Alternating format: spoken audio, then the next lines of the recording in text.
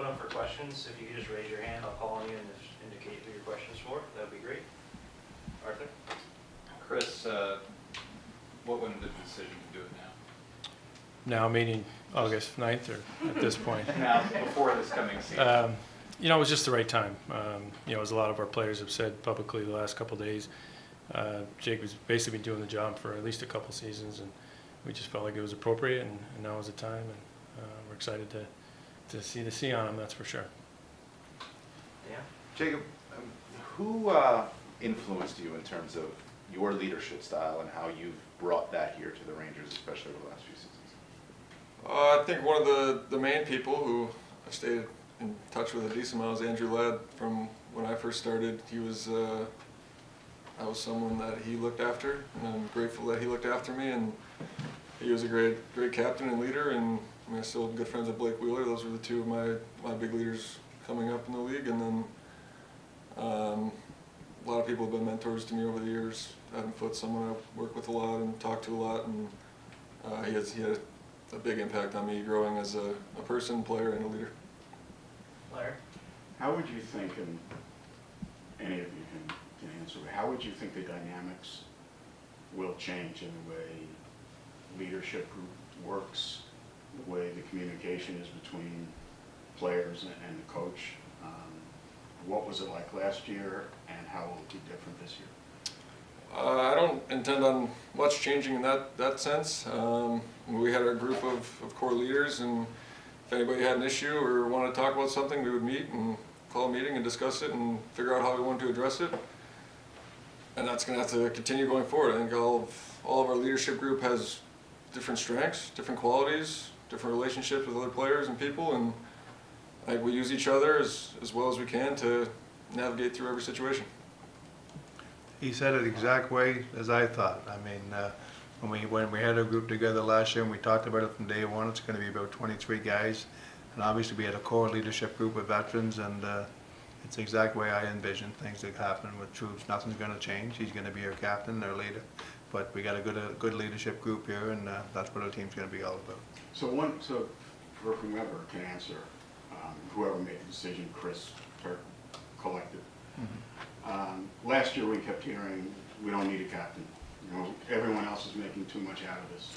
You know, you think it's important to have a captain, but inside we don't.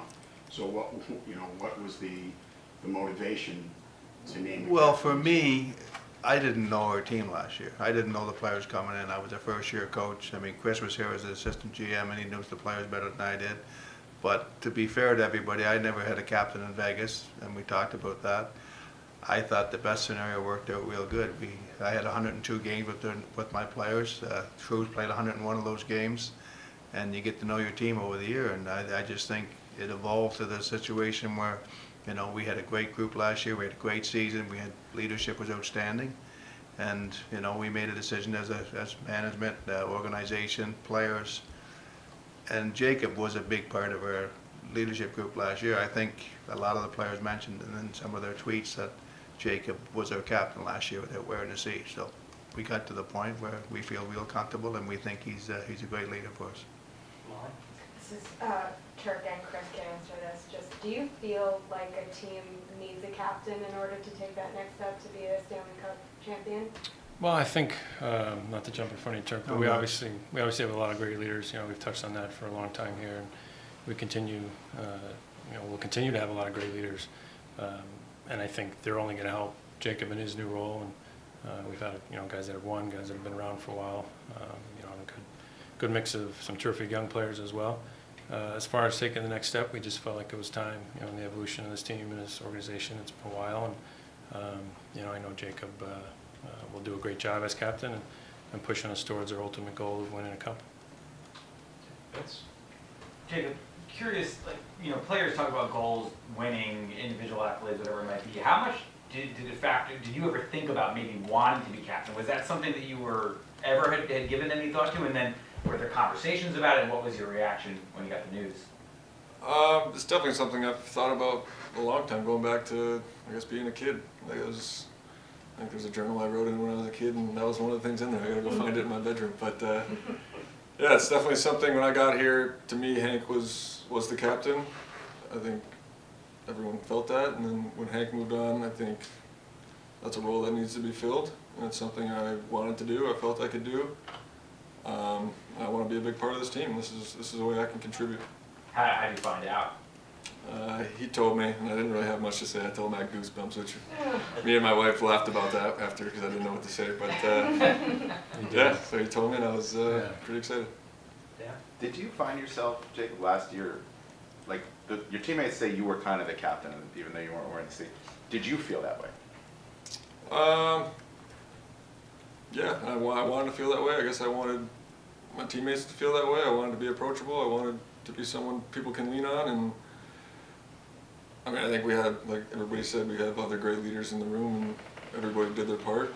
But yeah, I mean, I wanted to take a leadership role with this team. Arthur? I know you don't have to go very far to talk to at least one former Ranger captain, but have you or will you reach out to anybody that's held this role before? Messier sent me a text, which is pretty cool. I've talked to him a couple times in the past, but yeah, it's pretty cool to get a text from him. Drew never texted me. Go back to Vince.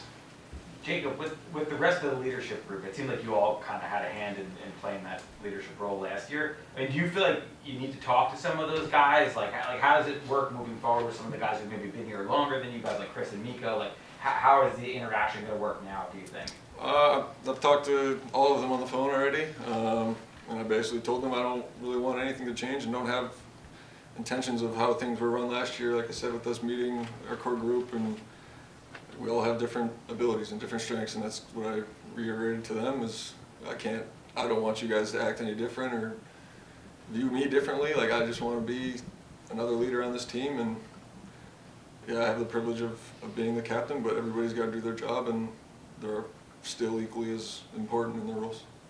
Dan? So what, in your mind, then set him apart to be the guy that got this letter? And then that's not to disparage the other guys, it's just I mean, I said he played 101 games last year for us, and he prepares himself. He treats his, the young players he took under his wing and helped them be better players. He just looked like a leader. He looked like a character guy and a leader, and he played his game every night, and it didn't affect him. And last year, like I said, when we talked about it all the time, I mean, we didn't discuss it one day and forget about it. It was, we talked about it during the season, we talked about it in the off season, and we just think now's the right time. And the biggest thing was me feeling very comfortable. The last thing I wanted to do was pick a captain last year and not know and not be sure. And then this year we're trading or something like that. We feel real comfortable with the guy we got. He's a character person. I think his teammates really love him, and he comes and shows up every night. So your captain doesn't have to be your best player in a lot of sports, but he has to be a guy that shows up and helps his teammate the most, and I think he done that for us. And he is a good player. I'm about to ask, do you think you're the best player? But for you, I mean, now that you do have that, and you said nothing, you don't want anything to change with the leadership group, you don't want anything to change around the room in that sense, but how does this change you? That's actually something I thought a fair bit about, and there's 2 times I can look back in my career, and my second year I thought I was going to be some different player. I was realistically 4 years older, and I struggled that year, and I think coming here with the contract and getting traded and all that, I was trying to be someone I wasn't, I think, and struggled that year. So I think going into this, when I'm at my best is when I'm myself. I'm not going to change who I am. The reason all this happened was because I was myself and true to myself, and I intend on just being the same person. And he's not going to get a different seat in the airplane. He's going to sit in the same seat. And the meal room's the same seat, so nothing's changing there. Alrighty, got time for a couple more, Vince? Chris, just wanted to ask you, because you've been here the whole time Jacob has been, how have you seen him evolve as a leader, get more comfortable in that role? Maybe some of the stuff you've seen behind the scenes that cemented in your mind that this was the right choice? Yeah, I think just every day he brings something to the group, and I think everyone sees the Keandre relationship and what he does with him because they're partners, but there's so many things that go into leadership that I don't see, that you guys don't get to see, that the fans don't get to see, that are behind the scenes, that I hear about that he doesn't even tell me about. So I just think as he's grown and evolved as a person and a player and a leader, to me he's the perfect choice. Right. What's your summer been like? You know, and what is the summer going to be like until camp starts? What have you been doing? Hanging out. I don't know, went on a trip and been back in here. We've been training in here and skate a little bit. We'll start skating more and just normal summer routine. Basically what I did last summer. Last one, Laura? Jacob, just what's your mentality now being in this role of what this team needs to take the next step after last season? I mean, I'm obviously excited and thrilled, and you know, it's not something that gets handed out lightly. But like I said, I'm not really looking to change or reinvent myself. There's a fine line between growing as a person and a leader and a hockey player and trying to be someone you're not. So I want to keep growing, and growing happens organically, and you can't really rush it or force it. And I read books, I talk to people, I try to improve leadership skills, and just as I try to improve hockey skills. But like I said, just be true to myself and be myself. Okay, thank you, guys, everybody. Thank you. Thank you. Thank you. Appreciate it. No problem?